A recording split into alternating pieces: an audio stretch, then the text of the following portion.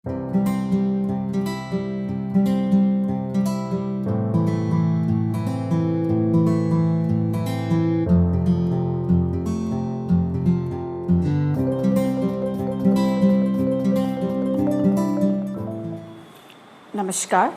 मैं डॉक्टर कृति सिन्हा, कान नाक गला रोग विशेषज्ञ, Satya eye and ENT care, Harmu, Ranchi से। नेज़ल ब्लीडिंग या नाक से खून आना, क्या होते हैं इसका प्रमुख कारण और कैसे हम लोग इसे ट्रीट कर सकते हैं, आज हम जानेंगे इस वीडियो में। तो नेज़ल ब्लीडिंग या नाक से खून आना का मेडिकल टर्म होता है एपिस्टैक्सिस। अब इसके प्रमुख कारण क्या क्या होते हैं? तो सबसे पहले अगर छोटे बच्चों में हम लोग देखें तो बार बार नाक में उंगली डालना या नाक को साफ़ करने की कोशिश करना, तो ये बहुत बड़ा कारण होता है नेज़ल ब्लीडिंग का। या किसी छोटे बच्चे ने नाक में कोई फॉरेन बॉडी बहुत दिन से रह गया है, फॉरेन बॉडी मतलब या तो मोती या कोई पत्थर का कोई कण या कोई भी तरह का कोई चीज़ अगर नाक में बहुत दिनों तक रह गया है, उसमें एक इन्फेक्शन हो जाता है, उसमें ब्लीडिंग हो जाती है, तो ये भी एक कारण होता है नेज़ल ब्लीडिंग का। या फिर इन्फेक्शंस जैसे कि साइनसाइटिस का इन्फेक्शन या राइनाइटिस इन्फेक्शन, ये भी बहुत कॉमन होता है नेज़ल ब्लीडिंग का।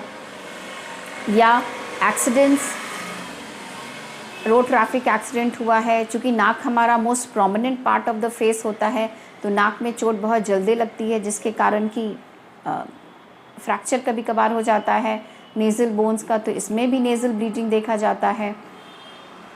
या फिर अगर हम देखें तो सेप्टल स्पर जो होता है, अगर नाक की हड्डी टेढ़ी है और अगर उसमें हड्डी का कोई पार्ट ऐसा है जो कि ब्लड वेसल को बार बार इरिटेट कर रहा है, तो भी वो ब्लड वेसल रप्चर कर जाता है और नाक से खून आने लग जाता है।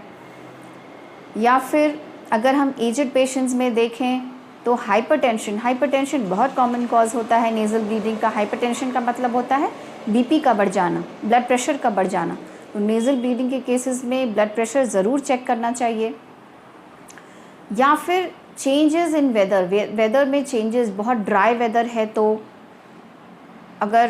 भी नाक के ऊपर एक परत जम जाती है, जो परत साफ़ करने के क्रम में कभी कभार नेज़ल ब्लीडिंग हो जाता है। या वार्म कंडीशंस में, बहुत गर्मी में या बहुत ठंड में भी जब नेज़ल पैसेज ड्राई हो जाता है हमारा, तो ब्लीडिंग आता है। या फिर अगर पेशेंट बहुत दिन तक ऐसी दवाओं का सेवन कर रहा है, जैसे कि हार्ट के लिए मेडिसिन जैसे कि इकोस्प्रिन, एस्पिरिन या क्लोपिडोग्रेल दिया जा रहा है, तो भी नेज़ल ब्लीडिंग आता है।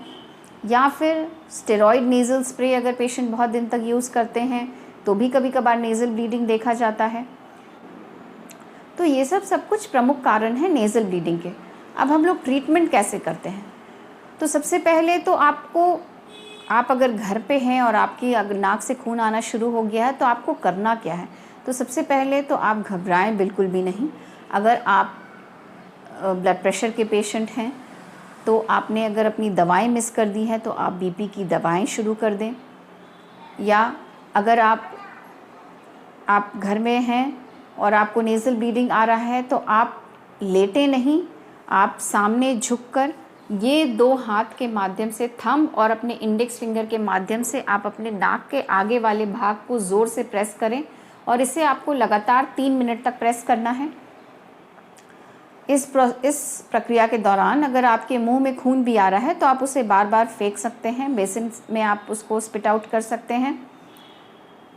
नॉर्मली 3 मिनट के बाद नेज़ल ब्लीडिंग बंद हो जाता है, पर फिर भी अगर आपको ऐसा लग रहा है कि नेज़ल ब्लीडिंग है, तो आप एक डॉक्टरी कंसल्टेशन ज़रूर लें। आप घर में हैं तो आप एक बर्फ़ की पोटली एक कपड़े में, कॉटन कपड़े में आप 2-3 आइस क्यूब्स लेके आप अपने नाक के ऊपर रख सकते हैं। उससे भी ब्लड वेसल्स में वैसोकॉन्स्ट्रिक्शन या जो खून की जो धमनी होती है वो उसमें सिकुड़न आ जाती है और उससे भी ब्लीडिंग रुक जाता है। तो ये सब कुछ घरेलू उपाय हैं नेज़ल ब्लीडिंग को रोकने के लिए। पर जब आपका नेज़ल ब्लीडिंग रुक जाए तो आपको एक ENT स्पेशलिस्ट की राय ज़रूर लेनी चाहिए, ताकि आपका जो कॉज़ है, आपका कारण क्या है नेज़ल ब्लीडिंग का, वो आपको पता चल सके।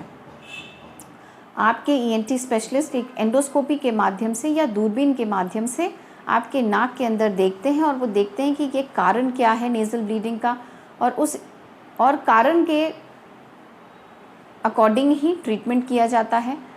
अगर ट्रॉमा है तो एंटीबायोटिक्स और लोकल हम लोग एंटीसेप्टिक ऑइंटमेंट्स देते हैं एप्लीकेशन के लिए। अगर नाक बहुत ड्राई लग रहा है तो हम लोग सलाइन सॉल्यूशंस देते हैं नेज़ल कैविटी के लिए। अगर नेज़ल ब्लीडिंग ब्लड प्रेशर के कारण है तो ब्लड प्रेशर को मॉनिटर किया जाता है और एंटी हाइपरटेंसिव या बीपी को कम करने के लिए दवाएं शुरू की जाती हैं। बहुत बार कारण नहीं भी समझ आने पर हम लोग अगर देखते हैं कि ब्लीडिंग बहुत ज़्यादा हो रहा है तो एंडोस्कोप के माध्यम से हम लोग उस आर्टरी को, जो भी आर्टरी रिस्पॉन्सिबल होती है ब्लीडिंग के लिए, उसका कॉटरी किया जाता है।